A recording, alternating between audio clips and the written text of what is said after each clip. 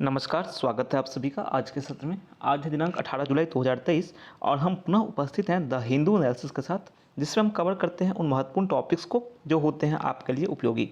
तो इस क्रम में जो हमारे पास संपादकीय का टॉपिक्स है जो आपके एग्जाम पॉइंट ऑफ व्यू से महत्वपूर्ण होते हैं, उनमें से एक है आई ऑन एमिरेटी फ्लॉज। अभी देखो, अभी थोड़ा ब्रीफ कर दूँ पहले, आखिर ये घटनाक्रम, ये चर्चा आखिर किस बात पर आधारित है।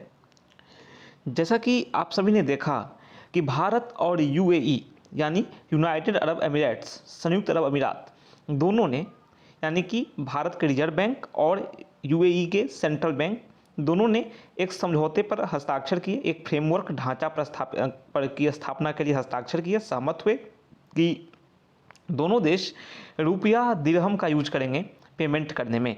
अभी जैसा कि जानते हैं आप लोग, वर्तमान में रुपया दिरहम का यूज ये लोग करेंगे। ऐसे कि आप सभी जानते हैं वर्तमान में क्या हो रहा है कि जो कई देश हैं या मोस्टली अधिकतर देश वो डॉलर पर निर्भर हैं व्यापार करने में, या यूरो पर निर्भर हैं, तो आदि जो विदेशी मुद्राएं हैं इन्हीं पर निर्भर हैं।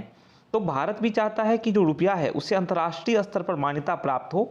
खासकर जो हम शुरुआत तो कर सकते हैं, एटलीस्ट स्टार्ट कर सकते हैं, जिन देशों के साथ हमारे अच्छे संबंध हैं उनके साथ अपने करेंसी को हम आगे बढ़ाने में जो अपने संबंधों का प्रयोग कर सकते हैं, अपने करेंसी को आगे बढ़ा सकते हैं। इसी पहल के तौर पर भारत ने रुपये को आगे किया और संयुक्त अरब अमीरात के साथ एक समझौते पर हस्ताक्षर हुए कि भारत और यूएई दोनों जो व्यापार करेंगे उनमें जो पेमेंट होगा वो रुपया दिरहम में होगा।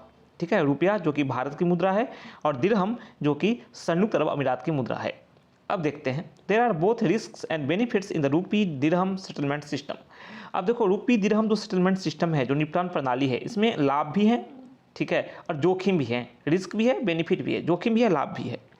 The reserve bank of India (RBI) and the Central Bank of the UAE agreed on July 15 to establish a framework for enabling the use of two countries' local currencies for cross-border transactions।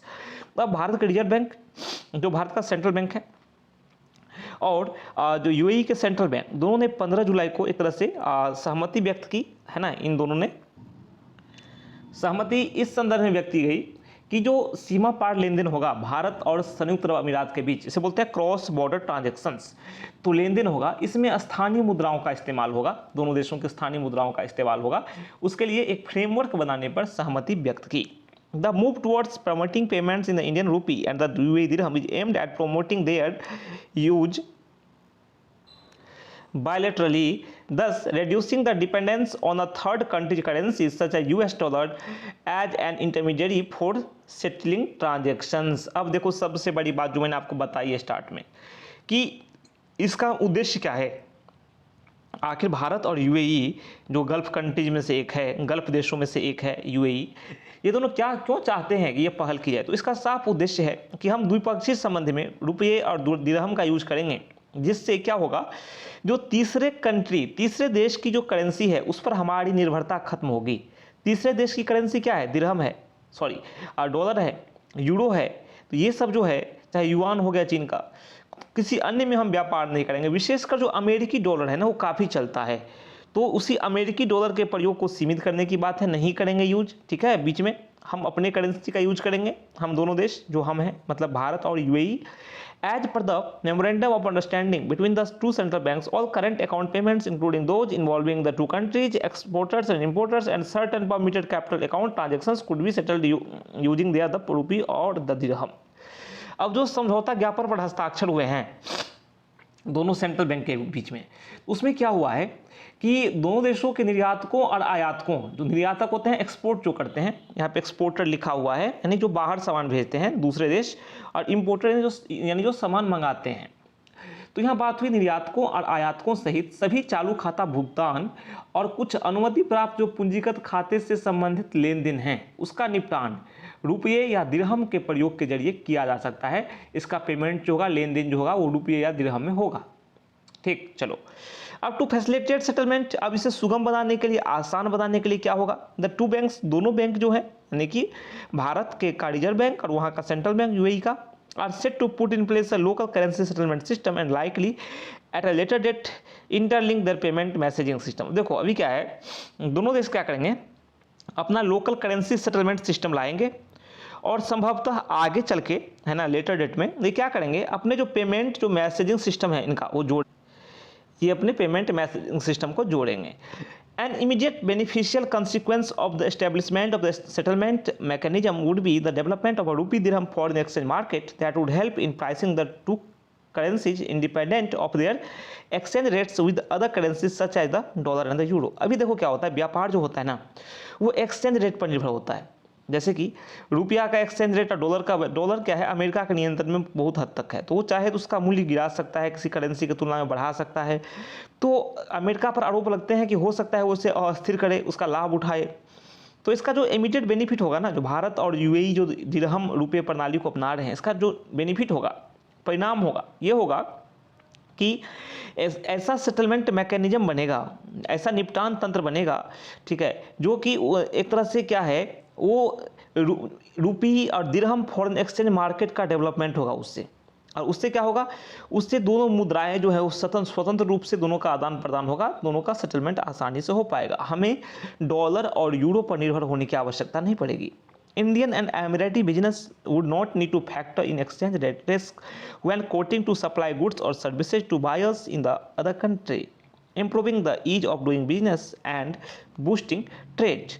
अब यहाँ पे देखो बात क्या की गई है कि भारतीय और जो अमीराती व्यवसायी हैं, देखो ये व्यवसायियों के लिए ही है, जो व्यवसायी हैं, तो भारतीय और जो अमीरात के व्यवसायी हैं उन्हें किसी दूसरे देश में खरीदारों को वस्तुओं सेवाओं की आपूर्ति के लिए दाम बताते समय विनिमय दर से जुड़ी जोखिमों को ध्यान में रखने की कोई आवश्यकता नहीं होगी, जिससे व्यापार करने में आसानी होगी और व्यापार को एक तरह से प्रमोशन मिलेगा, बढ़ावा मिलेगा, बूस्ट होगा व्यापार। क्या होगा, बूस्ट, यानी कि तेजी से व्यापार बढ़ेगा आगे।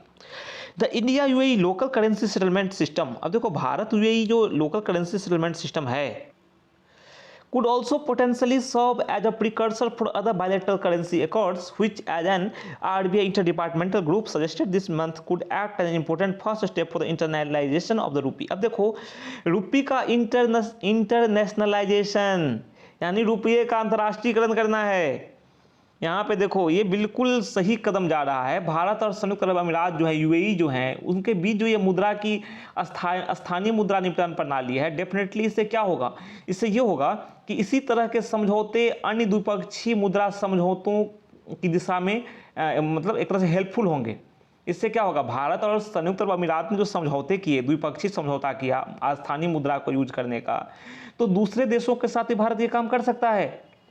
और जैसा कि अभी आरबीआई की जो अंतर विभागीय एक समूह है, इंटर डिपार्टमेंटल ग्रुप है, उसने सुझाव दिया कि ये जो कदम है ना, ये रुपये के अंतर्राष्ट्रीयकरण यानी अंतर्राष्ट्रीय स्तर पर ले जाने के रूप में महत्वपूर्ण पहले कदम के रूप में काम कर सकता है। बहुत ही ज़्यादा महत्व है इसका।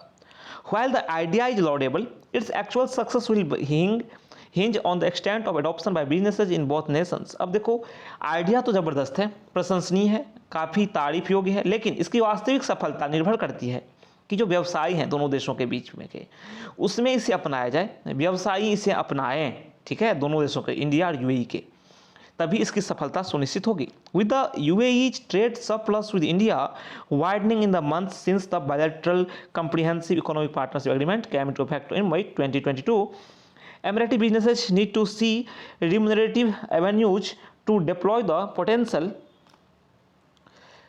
rupee flows should they opt to receive payments in the Indian currency।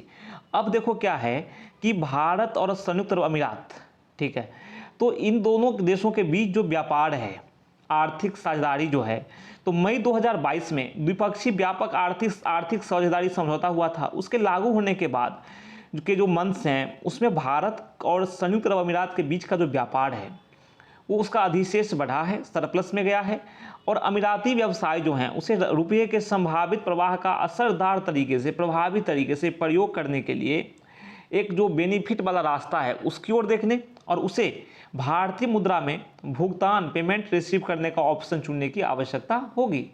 ठीक है, तो आप लोग समझ पा रहे होंगे मैं क्या कर रहा हूँ, आर्टिकल में आपसे क्या कहा गया है। The other possibilities of the UAE coming to serve as the currency entrepot by enabling Indian businesses dealing instances with Russian suppliers to use the West Asian country and dirham as a gateway for such transactions. दूसरा क्या है, देखो दूसरी संभावना यहाँ पर यह बन रही है कि तरीका जो दूसरा है कि संयुक्त अरब अमीरात जो है वो एग्जाम्पल के तौर पर रूसी जो आपूर्ति करता है, सप्लायर्स हैं, उसके साथ काम करने वाले इंडियन बिजनेसेज के लिए, भारतीय व्यवसायों के लिए इस पश्चिम एशियाई देश और दिरहम को ऐसे लेन देन के प्रवेश द्वार के रूप में प्रयोग करने में सफिशिएंट बनाकर बतौर एक मुद्रा प्रवेश द्वार काम करें।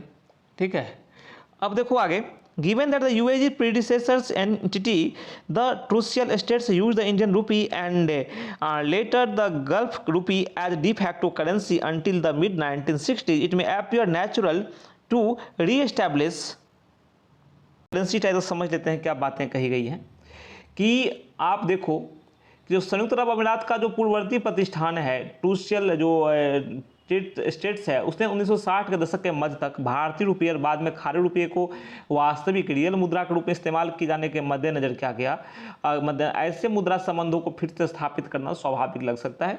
फिर भी देखो क्या है, in the rapidly evolving global environment, जो वर्तमान में काफ़ी तेज़ी से वैश्विक व्यवस्था इंप्रूव हो रही है, businesses will base their decisions on cold economic logic and policymakers must remain cognizant of the risk emanating from such moves even as they eye the opportunities। अब देखो नीति निर्धारक जो हैं, जो नीति बनाते हैं, नीति निर्माता जो हैं, उन्हें तेज़ी से विकास कर रहे वैश्विक माहौल को देखना होगा, जिसमें जो वैश्विक माहौल है तेज़ी से विकास कर रहा है, उसमें व्यवसायी अपने फैसलों को नितांत बिल्कुल आर्थिक तर्कों पर ही रखेंगे। उन्हें बेनिफिट होगा तो करेंगे, नहीं होगा तो नहीं करेंगे। ठीक है, तो इस प्रकार से देखना ये होगा नीति निर्माताओं को कि अवसर पर आई द अपॉर्चुनिटीज, अवसर पर नज़र रखनी होगी। ठीक है, और नज़र रखते हुए भी ऐसे कदमों से जो पैदा होने वाला जोखिम है ना, सच मूव्स है ना, इवन जो रिस्क निकल रहे हैं ऐसे मूव से, ऐसे कदमों से, इवन बेनिफिट है तो ठीक है, लेकिन फिर भी बेनिफिट होने के बावजूद भी, अपॉर्चुनिटी के बावजूद भी अगर मान लो जोखिम उससे निकल रहे हैं तो उसके प्रति बिल्कुल जागरूक रहना पड़ेगा, कॉग्निजेंट रहना पड़ेगा, सचेत रहना पड़ेगा। तो नीति निर्माताओं को थोड़े जागरूक, थोड़े सचेत है ना, सतर्क रहने की आवश्यकता है। तो आज के टॉपिक में हमने चर्चा की भारत यूएई संबंध में जो रुपया दिरहम का प्रयोग होने वाला है उसकी। हम भारत और यूएई दोनों आपसी स्थानीय मुद्रा निपटान प्रणाली का प्रयोग करेंगे, उसमें निहित चुनौतियों की, उसमें अवसर जो हैं उसकी चर्चा की हमने।